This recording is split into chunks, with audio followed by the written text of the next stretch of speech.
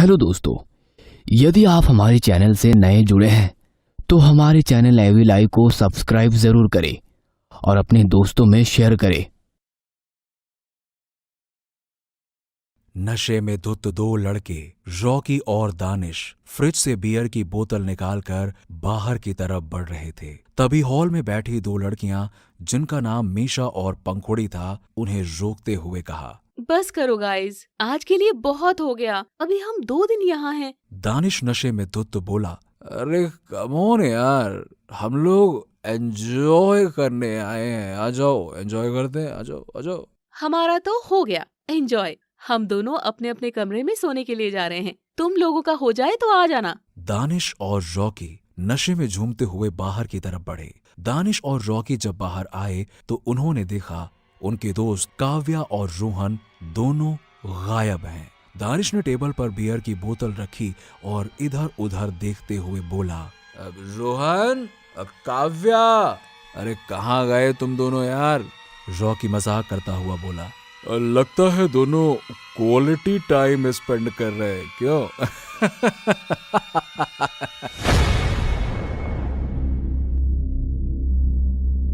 वो पेड़ के पीछे कोई है, देखो कोई है। लॉन के कोने में झाड़ियां थीं और वहीं पर एक बहुत घना और पुराना पेड़ था। रॉकी मस्ती के मूड में था और उसने कहा, लगता है रोहन और काव्या है, चलो इनके मजे लेते हैं, आ जाओ। दोनों उस तरफ बढ़ गए, धीरे धीरे दबे पांव। अभी दोनों पेड़ के नजदीक पहुंचे ही थे कि उन्हें पेड़ के पीछे से एक अजीब सी गुर्राहट की आवाज सुनाई दी। ऐसा लग रहा था जैसे कोई जानवर हो। ये सुनकर दोनों का नशा पल भर में उतर गया और दोनों ने घबराते हुए एक दूसरे की तरफ देखा और जहां खड़े थे वहीं खड़े रह गए। कुछ देर बाद उन्हें लगा जैसे कोई कुछ घसीट रहा है और एकदम से झाड़ियों में हलचल हुई और सब कुछ बिल्कुल शांत हो गया। थोड़ी देर बाद इसी तरह खड़े रहने के बाद दानिश के कंधे पर किसी ने हाथ रखा। दानिश और रॉकी दोनों चौंकते हुए पीछे पलटे तो उन्होंने देखा मीशा और पंखुड़ी उनके पीछे खड़े थे। उन दोनों को देख पंखुड़ी बोली, क्या प्रॉब्लम है? हम कब से वेट कर रहे हैं तुम दोनों का। दानिश घबराते हुए पेड़ की तरफ इशारा करते हुए बोला, यार उधर कुछ था, कोई अजीब सा जानवर जैसी आवाज हमने पहले कभी नहीं सुनी। What nonsense! लगता है तुम दोनों ने कुछ ज्यादा ही पी ली है। ये बीच है, यहाँ पर दूर दूर तक रेत और समुद्र के अलावा और कुछ नहीं है। और इस एरिया में तो कोई जंगल भी नहीं है जहाँ से कोई जानवर आए। जरूर कोई स्ट्रीट डॉग होगा और तुम दोनों इतने नशे में हो कि कुत्तों से डर गए। अरे नहीं यार, यकीन तो करो। ठीक है, चलो चलकर देखते हैं। चारों धीरे धीरे उस पेड़ की तरफ बढ़ने लगे। जैसे ही उन्होंने पेड़ को पीछे से देखा तो वहां कोई नहीं था, लेकिन वहां बहुत सारा खून बिखरा हुआ था। ये देखकर उन चारों के चेहरे पर खौफ साफ दिखाई दे रहा था। देखा, मैंने कहा था ना, यहाँ कुछ तो था। और फिर एकदम से झाड़ियों के पीछे चला गया, उस तरफ। इतना कहकर दानिश बीच की तरफ इशारा करने लगा और पंखुड़ी बोली, पता नहीं क्या था, चलो जल्दी अंदर चलें, बहुत रात हो गई है। और ये रोहन और काव्या कहाँ हैं? अरे पता नहीं यार, जब से मैं बियर लेकर आया हूँ ना, वो दोनों दिखे ही नहीं मुझे। क्या मजाक लगा रखा है इन लोगों ने? ऐसे कोई रात में जाता है क्या? लेकिन काव्या का नंबर स्विच ऑफ आया। बारी बारी से उन दोनों ने, रोहन और काव्या दोनों को कॉल किया, लेकिन दोनों में से किसी का कॉल नहीं लगा। कॉल डिस्कनेक्ट करने के बाद दानिश ने देखा कि उसके व्हाट्सएप पर रोहन के नंबर से मैसेज आया, जिसमें रोहन ने लिखा था कि वो और काव्या दोनों चिल आउट करने जा रहे हैं। यहाँ पर उन दोनों को क्वालिटी टाइम नहीं मिल रहा है, इसीलिए किसी होटल में स्टे करेंगे और अपना वेकेशन वहीं मनाकर शहर लौट जाएंगे और वापस ऑफिस में मिलेंगे। ये देखकर दानिश ने कहा, ये क्या बकवास है? पंखुड़ी मजाक करते हुए बोली, चलो अच्छी बात है, कम से कम कोई तो क्वालिटी टाइम स्पेंड कर रहा है। इसके बाद वो अंदर चले गए, लेकिन दानिश बार बार पीछे पलटकर देख रहा था। उन सब के अंदर जाने के बाद झाड़ियों से 2 लाल आंखें चमकने लगी। उस रात दानिश की नींद अचानक से खुल गई। उसने घड़ी की तरफ देखा तो सुबह के 3 बज रहे थे। बाहर पूरा अंधेरा था। दानिश को एहसास हुआ कि उसके बालकनी में जैसे कोई खड़ा है। पहले दानिश को लगा कि शायद किसी पेड़ की परछाई होगी, लेकिन अचानक से उसकी नजर दो लाल जलती हुई आंखों पर पड़ी। दानिश घबराकर उठकर बैठ गया और फिर से देखने लगा तो वहां कोई नहीं था। दानिश का गला डर के मारे सूख रहा था। उसने साइड टेबल से पानी का गिलास उठाया और एक ही घूंट में उसे पूरा पी गया। अब उसे नींद आ रही थी। कमरे में चहलकदमी करते हुए दानिश को बार बार वो पेड़ के पीछे जो आवाज सुनी थी वो याद आ रही थी। अचानक उसे लगा जैसे कोई भारी चीज कहीं से आकर गिरी है और ये आवाज बाहर की तरफ से आ रही थी। दानिश ने तुरंत बेड पर लेटी हुई पंखुड़ी को उठाया। पंखुड़ी, पंखुड़ी उठो! अरे देखो ना, बाहर कोई था। ऐसा लग रहा है कि जैसे कुछ गिरा हो। मुझे लगता है कि हमें बाहर जाकर देखना चाहिए। उठो! पंखुड़ी नींद में ही करवट बदलती हुई बोली। इतना कहकर पंखुड़ी करवट बदलकर सो गई। लेकिन दानिश की बेचैनी बढ़ती जा रही थी। उसने खुद अकेले जाकर गैलरी में देखने का सोचा। उसकी हिम्मत नहीं हो रही थी, लेकिन फिर भी दानिश आहिस्ता आहिस्ता गैलरी में आ गया। तभी उसने देखा एक झाड़ी से निकलकर कोई बहुत बड़ा सा जानवर बीच की तरफ भाग रहा है। हल्के चांद की रोशनी में कुछ धुंधला धुंधला सा नजर आ रहा था। समंदर के किनारे जाकर वो जानवर बैठ गया और ऊपर आसमान की तरफ देखकर जोर से हुंकारे भरने लगा। उसकी आवाज इतनी तेज थी कि दानिश के रोंगटे खड़े हो गए। दानिश अभी ये खड़ा सब कुछ देख ही रहा था कि वो जानवर पीछे पलटा और दानिश को उसकी लाल आंखें नजर आई। वो पसीने से लथपथ हो गया। दानिश तुरंत ही रेलिंग के सहारे नीचे बैठ गया और छुप कर देखने की कोशिश करने लगा। दानिश ने देखा कि वो जानवर वापस बीच हाउस की तरफ दौड़ने लगा। दानिश ने बिना कुछ सोचे समझे कमरे का दरवाजा अंदर से बंद कर लिया। साथ ही साथ उसने सभी खिड़कियों को भी बंद कर लिया और दरवाजे के पास ही बैठा लंबी लंबी सांसें लेने लगा। कुछ ही सेकंड्स में उसे महसूस हुआ कि कोई भारी कदमों से दरवाजे के दूसरी तरफ घूम रहा है। दानिश दरवाजे के छेद से झांक कर देखने की कोशिश करने लगा, लेकिन वो कुछ साफ साफ देख नहीं पा रहा था। अगली सुबह जब दानिश की नींद खुली तो उसने आसपास अपने दोस्तों को खड़े देखा और धीरे से बोला, मैं जिंदा हूं? नहीं, तू मर गया है और हम सब तेरे पीछे पीछे नर्क में आ गए हैं। अबे ऑफ कोर्स तू जिंदा है। ये कैसी बैकी बैकी अजीब सी बातें कर रहा है। दानिश को पिछली रात की बात याद आई और उसने कहा, यार कल तुम लोगों को मेरी बात पर यकीन नहीं हो रहा था ना, मगर मैंने सच में उस जानवर को देखा।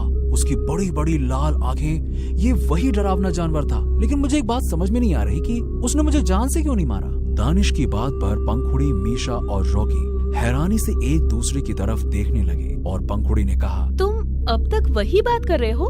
लगता है अभी तक तुम्हारी दारू उतरी नहीं। सीधी सी बात है, तुमने कल बहुत ज्यादा ड्रिंक किया था और तुम यहीं पर सो गए। और कोई बात नहीं है, अब जल्दी करो, फ्रेश हो जाओ। हम सब नीचे तुम्हारा इंतजार कर रहे हैं ब्रेकफास्ट के लिए। उसके बाद हम बीच पर चलेंगे। वो तीनों वहाँ से चले गए।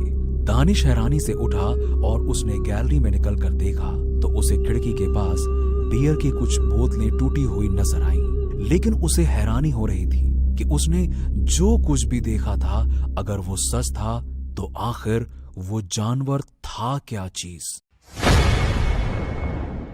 दानिश जब नीचे पहुंचा तो सब नाश्ते की टेबल पर बैठे हुए थे। रॉकी और पंखुड़ी मजे लेकर बातें कर रहे थे और बीच हाउस का केयरटेकर सोनू उन लोगों को नाश्ता सर्व कर रहा था। रॉकी ने सोनू को छेड़ते हुए कहा, अरे तेरा सही है सोनू, इतने बड़े बीच हाउस में मस्त मुफ्त में रहना, आना जाना सब कुछ हो जाता है। लेकिन यार मुझे समझ नहीं आता, तू इतने बड़े घर में आराम से रह सकता है तो फिर आखिर ये शाम के बाद चला कहाँ जाता है तू, हैं? बोल। सोनू ने रहस्यमयी ढंग से कहा, मुझे भी तो अपना पेट भरना होता है। इतना कहकर वो दानिश की तरफ देखने लगा। जाने क्यों पहली बार सोनू की नजर से दानिश को अजीब सा हो रहा था और दानिश ने बात बदलते हुए कहा, अच्छा वो रोहन और काव्या की एनी अपडेट? अरे जब कल उन्होंने खुद बोल दिया तो अब क्या अपडेट, अब चलो बीच पर। सब जल्दी जल्दी नाश्ता करके बीच की तरफ चल पड़े और मस्ती करने लगे। अचानक से रेत में पंखुड़ी का पैर किसी चीज पर पड़ा। जब उसने रेत को हटाया तो वहां पर काव्या और रोहन का मोबाइल पड़ा हुआ था। ये देखकर पंखुड़ी हैरानी से बोली, ये देखो मुझे क्या मिला, रोहन और काव्या का मोबाइल। दानिश उस मोबाइल को देखते हुए बोला, यार मेरा यकीन करो, यहाँ कुछ तो अजीब है। मुझे लगता है जैसे उन दोनों के साथ जरूर कुछ गलत हुआ है। रॉकी, तुझे याद है कल रात हमने जानवर की आवाज सुनी थी और इतना सारा खून था वहाँ पे। अरे मान के चलो कोई कुत्ता भी किसी छोटे मोटे जानवर को मार के लाया होगा तो इतना खून नहीं हो सकता यार। अब ये बात सोचने वाली थी। उन लोगों ने रोहन और काव्या के बाकी दोस्तों को भी कॉल किया, लेकिन किसी को दोनों के बारे में कुछ भी नहीं पता था। उन्होंने आसपास के होटल में भी कॉल किया, लेकिन कोई अपडेट नहीं। उन चारों का सारा एंजॉयमेंट खत्म हो चुका था और वापस बीच हाउस में आ चुके थे। दानिश ने कहा, यार गाइस, हम लोगों को जल्द से जल्द यहाँ से निकलना चाहिए। अब बिना रोहन और काव्या के हम यहाँ से कैसे जा सकते हैं? हमें उन्हें ढूंढना ही होगा। 3 कपल जो मुंबई से ऑफिस के स्केड्यूल से दूर कुछ वक्त साथ बिताने और पार्टी करने के मूड में आए थे। उनका पहला ही दिन अजीब तरीके से बीता, जिसमें उनके 2 दोस्त गायब हो गए और आज उनकी दूसरी रात थी। आज उन चारों को ही डर लग रहा था, लेकिन अपने दोस्त को ढूंढने की उम्मीद में अभी भी वो यहाँ पे बने हुए थे। पंखुड़ी ने दानिश से पूछा कि आखिर दानिश ने क्या देखा और वो क्या बताना चाहता था। तब दानिश ने सारी बातें डिटेल में बताई। पंखुड़ी ने अपने मोबाइल पर कुछ सर्च किया और उन लोगों को दिखाते हुए बोली, ये देखो, इन्हें वेयरवुल्फ कहते हैं, मानव भेड़िया। लेकिन उनके बारे में तो कहा जाता है कि वो सिर्फ पूर्णिमा की रात ही इंसान से भेड़िया बनते हैं। कल तो कोई पूर्णिमा नहीं थी। उसी वक्त सोनू किचन से बाहर आया और उन चारों को देखकर मुस्कुराता हुआ बोला, आप लोग मानव भेड़िए की बात कर रहे हैं। मानव भेड़िए का जो राजा होता है वो हर रात मानव से भेड़िए में बदल सकता है और वो तभी इंसान के बीच में आता है जब इंसान ने उसका कुछ नुकसान किया हो या उसके अपनों को मारा हो। खैर चलता हूँ, मेरे भी खाने का समय हो गया है। सोनू, तुम आज रात यहीं क्यों नहीं रुक जाते? रोहन और काव्या गायब है और हमें उनकी फिक्र हो रही है। अगर तुम रहोगे तो हमें धीरज आएगा। फिक्र मत करो, जल्दी तुम लोग उनसे मिल पाओगे, ऐसी मुझे उम्मीद है। मैं कल सुबह आऊंगा, बाय बाय। इतना कहकर वो तेजी से निकल गया। मुझे लगता है कि ये जरूर कुछ जानता है, इसीलिए तो शाम के बाद यहाँ नहीं रहता।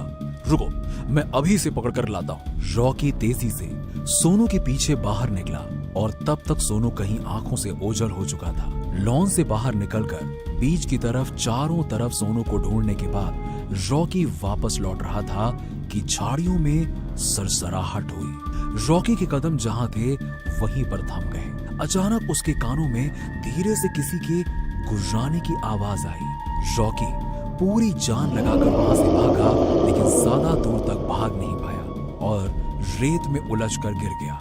दूसरी तरफ रॉकी को गए हुए काफी देर हो गई थी। दानिश ने कहा, इस तरह उसका अकेले जाना बिल्कुल ठीक नहीं था। काफी देर भी हो गई है, मुझे लगता है कि हमें चलकर देखना चाहिए। चलो। तीनों ही रॉकी को देखने के लिए बाहर निकले। जैसे ही वो लॉन में पहुंचे, रॉकी के चीखने की आवाज सुनाई दी। तीनों आवाज की तरफ भागे। जैसे ही सब बीच के किनारे पहुंचे, उन्होंने देखा वो विशाल जानवर उसे नोच नोच कर खा रहा है।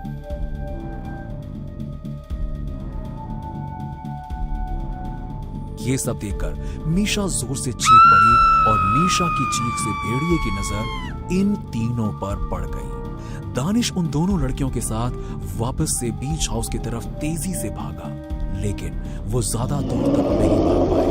वो भेड़िया उन तीनों के सामने आकर खड़ा हो चुका था।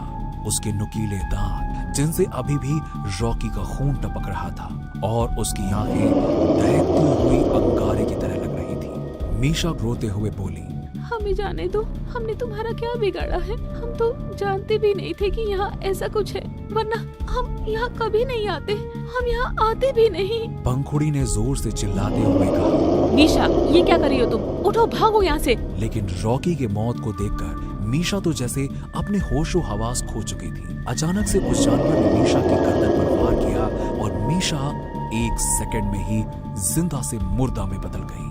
अपनी आंखों के सामने रॉकी और मीशा की मौत देखकर दानिश और पंखुड़ी पूरे तरीके से बौखला गए। हिम्मत करके दानिश ने पंखुड़ी को संभाला और दानिश पंखुड़ी को लेकर बीच हाउस की तरफ भागा। वहां पहुंचते ही दानिश ने कहा, हाँ, ऐसा कुछ तो होगा जो इस जानवर से हमें बचाएगा। पंखुड़ी ने बाहर झांक कर देखा तो वो जानवर कहीं नजर नहीं आ रहा था। दानिश, वो जानवर बाहर कहीं नहीं दिख रहा है। तभी उन्हें ऊपर के कमरे से दरवाजे के टूटने की आवाज आई। पंखुड़ी रोते हुए बोली, हम नहीं बचेंगे दानिश, वो हमें मार डालेगा। दानिश ने पंखुड़ी को संभाला और बोला, शांत हो जाओ, शांत हो जाओ। यहाँ कुछ तो होगा जिससे हम उसका सामना कर पाएं। रुको, मुझे देखने दो। लेकिन दानिश को सोचने का वक्त नहीं मिल पाया, क्योंकि सीढ़ी की रेलिंग को तोड़ता हुआ वो विशाल भेड़िया नीचे आ चुका था। उसे देखकर पंखुड़ी इतनी ज्यादा डर गई थी कि बिना कुछ सोचे समझे दरवाजा खोलकर बाहर की तरफ भागी। इससे पहले कि दानिश उसे रोकता, वो भेड़िया पंखुड़ी के पीछे बाहर निकल चुका था। तभी दानिश की नजर टीवी कैबिनेट के ऊपर लगे 2 लकड़ी के सींग पर पड़ी। दानिश को याद आया कि जब ये लोग यहाँ पर आए थे तब यहाँ का एक आदमी बता रहा था कि इस बीच हाउस को अंग्रेजों ने बनवाया था। उस वक्त कुछ जानवरों का यहाँ पर आतंक होता था और वो ऐसे जानवर थे जो गोली से नहीं मरते थे और उन्हें मारने के लिए चंदन के लकड़ी के सींगों का इस्तेमाल किया जाता था। दानिश ने तुरंत उन सींगों को उतारा और बाहर की तरफ भागा। उसने देखा कि बाहर पंखुड़ी कहीं नहीं थी और वो भेड़िया वहीं खड़ा होकर दहाड़ रहा था। दानिश गुस्से में बोला, ए भेड़िए, यहाँ हूं मैं, आजा, मेरी तरफ आजा। वो भेड़िया गुर्राता हुआ दानिश पर झपटा, लेकिन दानिश ने तुरंत उस लकड़ी के सींग को आगे किया और वो सीधा उस जानवर की छाती में धंस गया। उसकी दहाड़ से पूरा बीच हाउस और उसके आसपास का इलाका गूंज उठा। देखते ही देखते वो भेड़िया इंसान के रूप में बदलने लगा और दानिश की आंखें फटी की फटी रह गईं। उसने जिसकी शक्ल ली थी वो कोई और नहीं बल्कि बीच हाउस का केयरटेकर सोनू था। थोड़ी ही देर में सोनू का शरीर भी राख बन गया और उस रेत में मिल गया। आपको क्या लगता है, क्या भेड़िया मानव जैसी कोई चीज होती है या ये सिर्फ मानव कल्पना है? कमेंट में हमें जरूर बताइए। अगर आपको ये कहानी पसंद आई हो तो वीडियो को लाइक करें। आशा करते हैं कि इस वीडियो को 4000 लाइक मिलेंगे और चैनल को सब्सक्राइब करना मत भूलिएगा। आपसे फिर मुलाकात होगी ऐसे ही दिल दहला देने वाली कहानी में। तब तक के लिए याद रखें, डरना जरूरी है। हेलो दोस्तों, यदि आप हमारे चैनल से नए जुड़े हैं तो हमारे चैनल एवी लाइव को सब्सक्राइब जरूर करें और अपने दोस्तों में शेयर करें